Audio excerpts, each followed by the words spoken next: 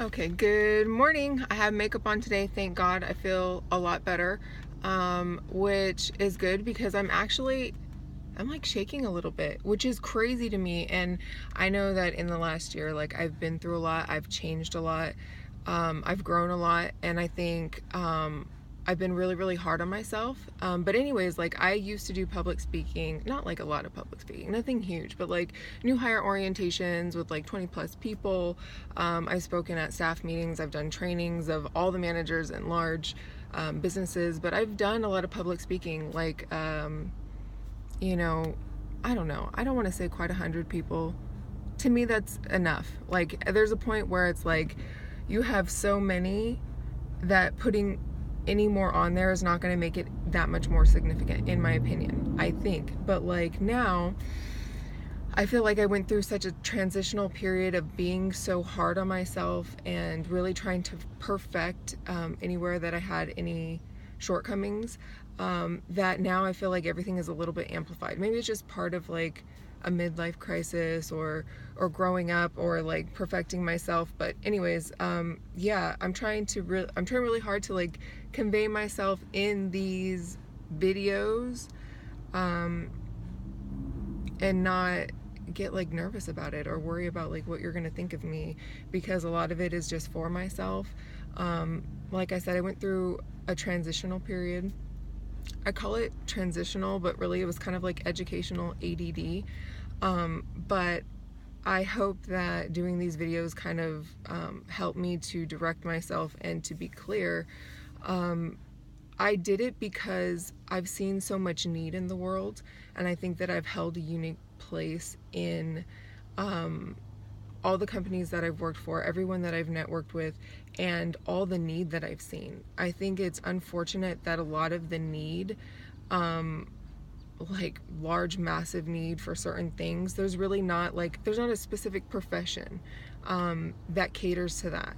And there's not a specific profession that caters to my constant need for newness and new challenges, new discoveries, new ways. Like, I'm not the type of person who doesn't respect old tradition, because I'm very much like, I don't like to reinvent the wheel. I want to do things the way that it works, but at the same time, I'm always looking for a better way. If there's a better way to do something, I want to do it. I felt that after years and years and years and years of doing HR, there was a huge piece on like security. So I went and I got a guard card. I started working in security for a little while. Not that I really wanted the $15 an hour or whatever it is to work security, but just because I wanted that to be part of my practice. I felt like the most confidential, most private parts of a business are in HR. I should know something about security. You know, I wanted to take it to a different level. So I did that. Then I split it in another way, and I felt like getting the most out of your employees includes a lot of wellness. It's a lot of medical, but you know, it goes a lot deeper than that. It goes into people that are literally sedentary most of their lives because they're doing an office job. So I also went through a period where I lost like 100 pounds, and I was really, really into fitness, and I felt like it changed not just me, but how I vibrate spiritually, and of course how I conduct business, and my passion and my, I'm saying verve, but that's not what I like, my verve for what I do. So I went and I got a Pop Pilates certification, and I decided that I wanted to help people really stretch out their day.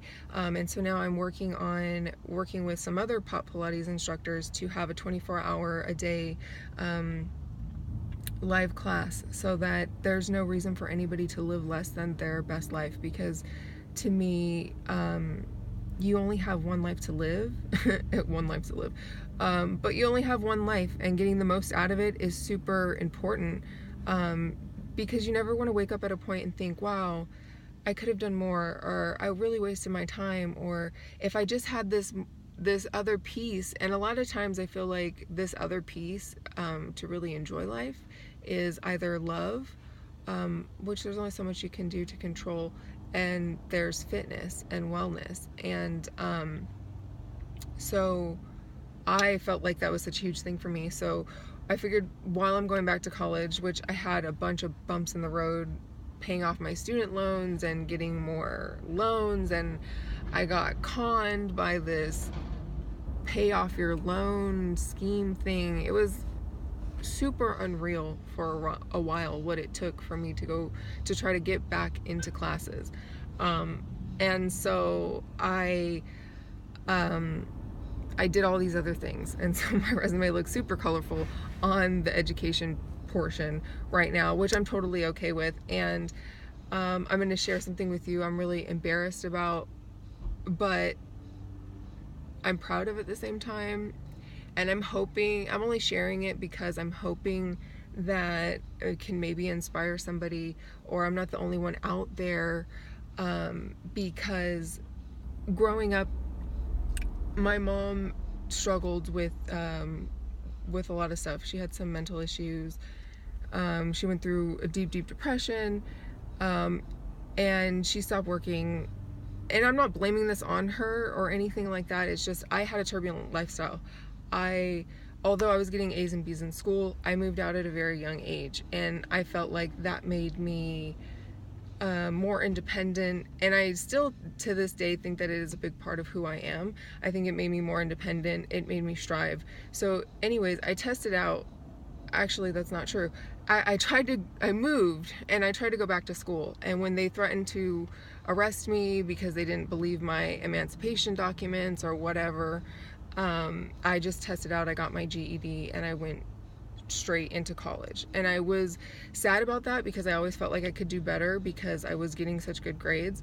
But I was okay. I was satisfied because when, I was on my way to my associate's degree when everybody was graduating with class, and I really didn't have the opportunity because I felt like that principal was being but I had a bad attitude back then anyways. Not like a real bad attitude, but I was a rebellious teenager. So anyways, to go way back into that, it came out that I had gotten my GED when I was working toward a professional HR career, which was really, really bad. It looked really, really bad. And it basically, I feel like it stalled all the progress that I had made. And it kind of crushed me because I always felt like I was doing really, really good. And I felt betrayed at the same time because I felt like it didn't even really need to come out. I had my associate's degree, I was trying to get my bachelor's degree, and anyways, I got called out and it came out, and it kind of ruined my career there for a while.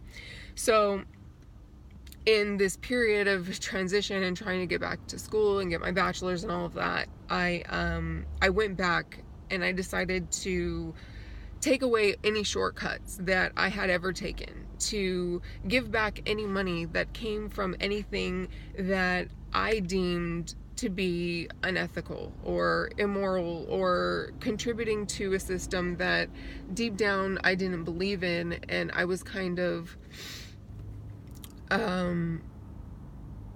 like sheltered or shaded as a female in my family of like where it was really coming from or how the connections were really made, which I didn't really think it was relevant, but it was kind of put to me like, you don't believe in the family businesses, or you don't believe in all the kinds of things that I've done. I have cousins and stuff. People are shady.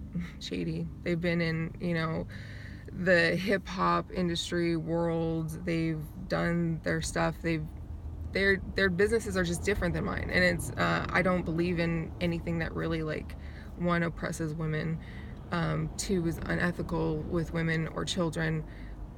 My whole standing is on moral ground. Human resources, I feel like, is the ethics, the heart of a business. So anyways, I lost everything at this point. I couldn't even keep a storage. I was very like hard up on my morals. I was like, fine, if you don't believe that I earned what the position that I'm in or what I have, then fine. I was super stubborn, and I just I lost everything, and I went back and I decided to take out all of the shortcuts. And I went back to high school and I graduated with all of my credits without any shortcuts at 30 years old. So now I missed out on a lot because I kind of did it to make a point that I could have graduated and I could have done it the slow and steady, strong way, which is what I had intended on. I never intended on it to go the way that it did. Of course, back then, back in the day, they didn't have everything that they have now. They didn't have that K through 12, do your classes online, you don't have to pay type of a thing. Online school was a brand new thing. One, it was kind of shunned. Like, when I told people that I got my associate's degree online, they kind of looked at me like, that's not real. That's got to be fake. We know it's a thing, but it's not great, blah, blah, blah. So much less high school. Being online was like a mind-blowing, like, that didn't happen unless you had a lot of money to pay for private school, which I didn't. So anyways, I wanted to be a good example for my kids. I wanted the girls to not take a life of shortcuts, to not make excuses to take a life of shortcuts. And I felt like for myself, I had to do it.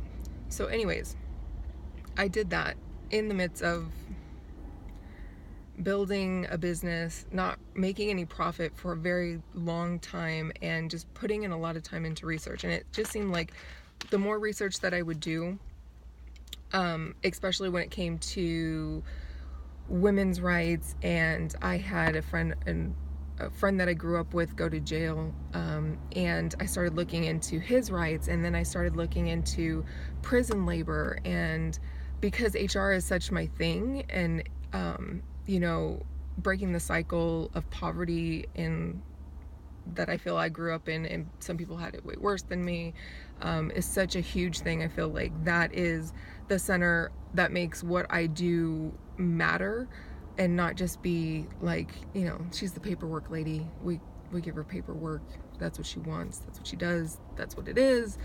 That's what changes all of that. And I think a lot of it is a cycle that's continued profit into the prisons. And so I'm going on a tangent, but I do that in life. That's why I'm doing these videos, because I need to remember, and for myself, to take pride in what I've done, even if I don't have the fancy car, I don't have the big fat salary to show what I've done over these years, but I've been doing a lot of research. So I spoke to, I wrote a lot of letters, and I was talking to, I wanted to partner with some psychologists behind, prison labor, and the wages that they get are so small. I feel that it doesn't really set them up for success when they get sent home to their families, because they're kind of being treated like children with allowances. They're not being treated like adults who need to manage and budget their money. So it's logical that you have a system that has, repetitive cycles. And I hate repetitive cycles. I think that life is a one-time journey, and it should be a continual thing. We shouldn't continually have to go back and forth. I think that is a true mark of poverty, but I also feel that we can fix it. So anyways, I did that. I spoke to a lot of people. I spoke to the governor of California. They basically told me that the best thing that I could do was start working for free, to lobby the big businesses that profit, and to lobby the politicians who can make change. So I did do that for a while, and I kind of went broke doing that, which is embarrassing. Obviously, my family kind of thinks that I'm like the definition of a bleeding heart, or a pushover. I don't know what it is, but I can't wake up every day doing something and not doing it all the way, and not giving it deep purpose. And I would love to work for and find a company that I feel like the core of what they do is changing the world, because I have to tell you that my goal in life is to change the world more than it changes me. And so I'm hoping that that's what I'm going to do. But anyways, that's what I've been up to, and that's what I'm working on now. And hopefully you can tell me if you've done anything like this and how far you got with it. I'm working on getting a petition with enough signatures. 100,000 signatures can guarantee you a response from the White House. And I feel like for the future of America, if we really want to see a diverse, real future, this is what we have to do to change. But anyways, that's what I did, and that's what I've been working on. I'm still working on everything. I don't know if I'm ashamed or if I want a congratulations. It's a little bit of both, but hopefully the girls will understand. And in the meantime, the online school gave me an opportunity to get my electives by getting a credential in teaching preschool. So I'm gonna teach their preschool. So that's also pretty awesome, and completely not for money at all. I mean, really not enough to live on, but I'll be there for them. And I did that in high school, and it was awesome. So I'm super excited. I'm gonna record more, whatever. Do this more often.